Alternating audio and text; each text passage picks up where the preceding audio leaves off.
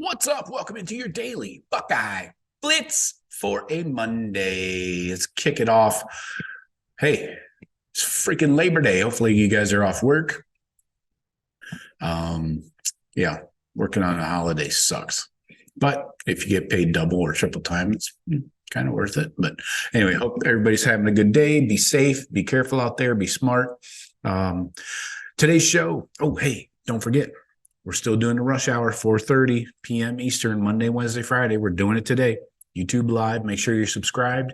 You get notified whenever we go live, and we're getting back to it. I think we'll be talking about some how the high school recruits fared over the weekend. Kind of make that our Monday staple, typically, to see how the future Buckeyes did in their high school games. Today's show, though, on the Blitz, this is for the nerds. I get a little nerdy sometimes. I'm sure everybody gets a little nerdy. So we're talking stats, PFF grades, things like that for the Indiana game. We'll do offense, defense, I think, and we'll see how long this goes. I don't know. If it gets too long with just the offense, we'll cut it in half and do the defense separately, but we'll try and do both here today. All right, because I like to keep these like around 10 minutes at the most so you guys can get in, get out, get on with your day. So, all right, started off on the offense.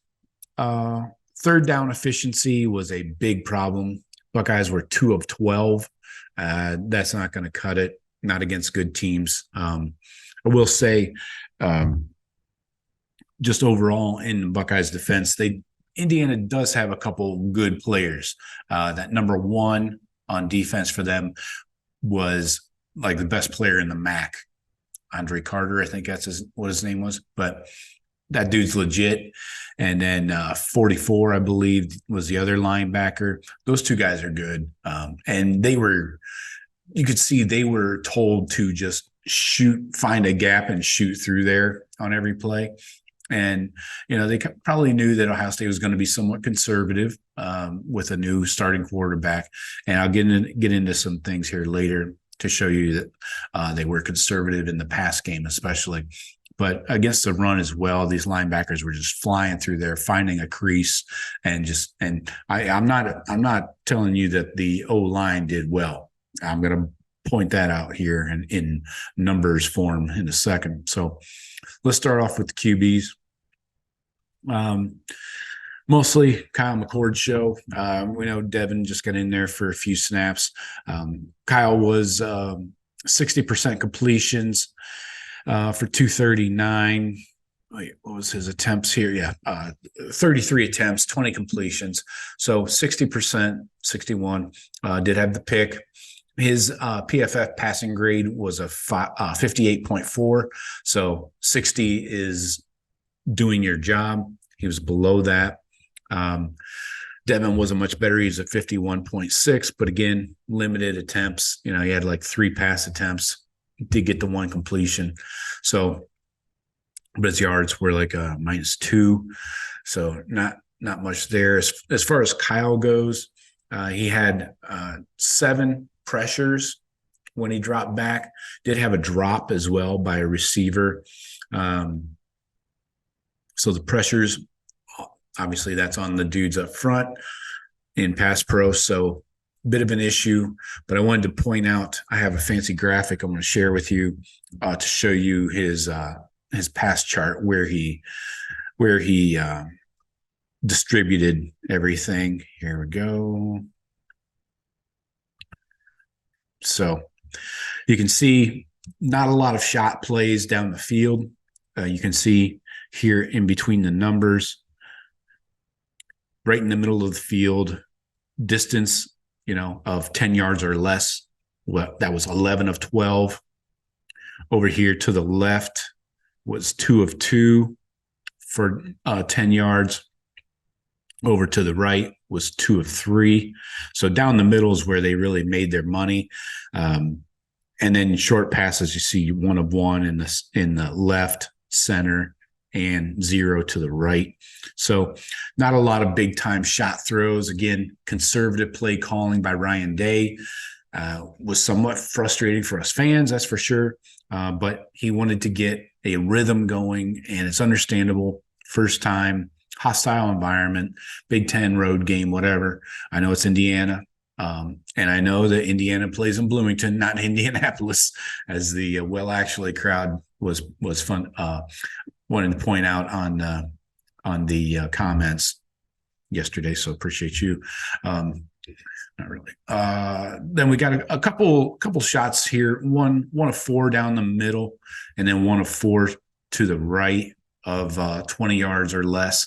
So not bad. Those numbers, I mean, we saw the accuracy has to get better. Obviously, you had the one big play down the middle that was down the seam, the one to Cade. A lot of that was catch and run, so 49 yards on that one. That was a plus 20 throw. So just wanted to share that depth chart or that kind of passing chart with you so you get a gauge of how things were looking and where they were attacking. As far as Kyle goes, not a great day. Obviously, you expect things to get better. I think that about covers Kyle. Did not get sacked. That's an upside. And did have a scramble for a first down, so that's good. So, that's enough on Kyle. So let's get into the running backs here. Chip Trainum led the team with 57 yards. He had 8 attempts for a 7.1 average and no touchdowns. But Travion actually had more attempts. He had 12. He looked good in the first half. If you go back and rewatch the game, he broke off a couple big ones. 12 carries, 47 yards, so about a 4-yard average almost. He had 14 snaps in the game. Chip had 16. Who else here? Mayan had 7 snaps, 7 rushing attempts, and 25 yards, 2 touchdowns. So it looks like he's going to be the touchdown vulture for this year. Mayan is. So as far as the grades go on the running game, Chip was a 78.4. Legit. That's a good score. Mayan was a 71.1. Obviously, getting in the end zone twice helps that grade. Travion just a 65.2. But I expect Travion to get better, work on his following the blocks, things like that, letting the blocks get set up. You did have, what do we have? 1 target for Travion and 1 target for Chip. Chip did have a reception for 12 yards. So all in all, decent day for the running backs. Could have been better, but they had 143 total on the ground. So, not great. I mean, I expect to run better than that against Indiana, honestly. Pass protection, Travion had a 79.3 grade. That's really good. And Chip had a 67.7.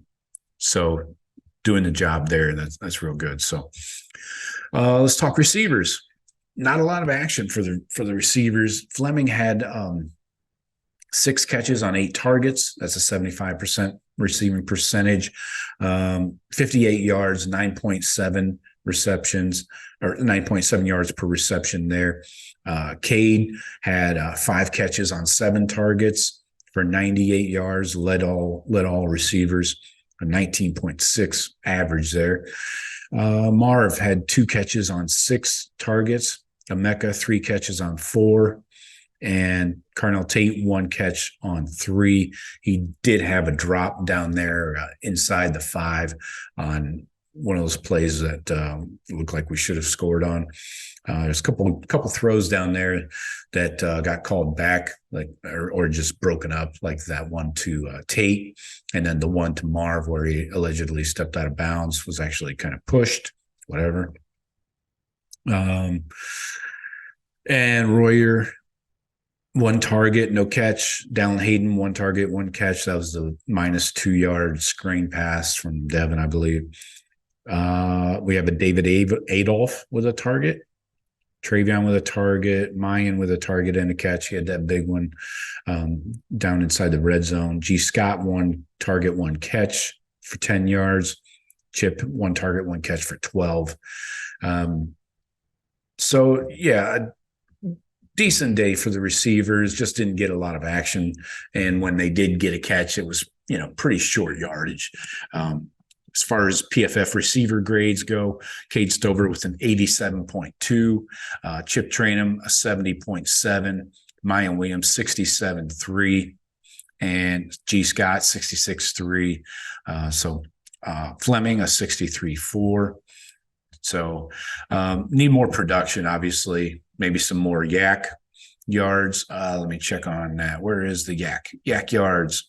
So Cade Stover led the team with 67 yak yards after catch, of course. Julian Fleming, 23 yak. And Tate, 11. G. Scott, 9. Mecca, 5. Marv, 5. Chip, 4. Dallin, 1. Mayan. So not a lot of yakking going on except in my living room. What else? Oh, let's go to O-line. So this is going to be kind of ugly. All right. So we had 70 snaps on offense. Run blocking grades. Oof. Woof. First-year starter at center, Carson Hinsman leading the way for the O-line, 72.1 run blocking grade, a 69.4 pass blocking, so not bad. Good day for the first-timer. Josh Fryer, run blocking grade, 60.7, not good. Pass blocking, though, 85.3. Very good. Very good, sir. Here we go. Let's get down here to Matt Jones. Run blocking grade, 56.8. That's why a lot of those runs did not go anywhere. Guys were not picking up linebackers coming in. But Matt Jones pass blocking, 86.7. Very good. We got the pass blocking down. Just need to run the run blocking. Josh Simmons, though, was a dumpster fire in both cases here. Josh Simmons run blocking 55.8, pass blocking 56.5. That's not going to get it done, man. He's got to make a major improvement in these next 2 weeks, or we got to look at getting Luke Montgomery in there or something. I don't want to flip Josh Fryer over to the left because that's a huge change. He seems comfortable with the right. Let's not, make 2 positions fucked up. So who else here? Donovan Jackson, not a good day run blocking for him either.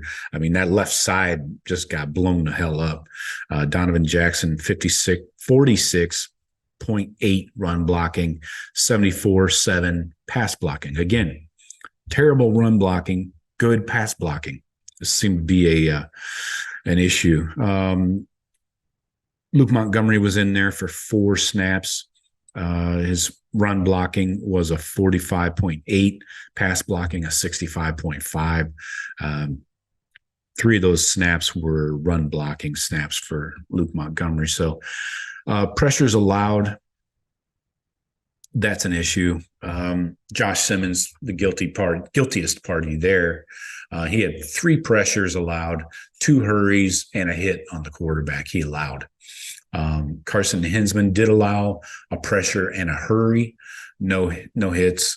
Again, no sacks, so that's good. But Kyle's mobile in the pocket; he's able to slide around and avoid those things. So those were the major culprits as far as pass pressure goes. Yeah, so not great. These run blocking grades are terrible from the O-line. Got to be better.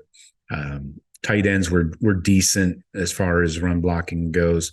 You had Royer 59, Cade 58.8. So okay.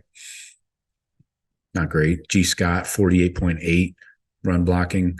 Everybody across the board from the O-line to the tight ends needs to work on their run blocking. This has to be fixed because that's the foundation of this offense. I know Ryan Day likes to throw it, but if you can't run it, teams are just going to sit back in coverage or just blitz the shit out of you. You know, they're not worried about your run game. So, lot to work on here. Obviously, the run game needs some work as well, and those grades aren't great. So, pass block needs some improvements, especially from the tight ends and the Chipper had a 67.7 pass blocking. That's okay. Could be better, especially from your tailbacks. So, yeah, we'll do the defense either Tuesday or maybe we'll do it for Tuesday. We'll do the defensive grades and stats. So appreciate you guys. Talk to you later. Go Bucks.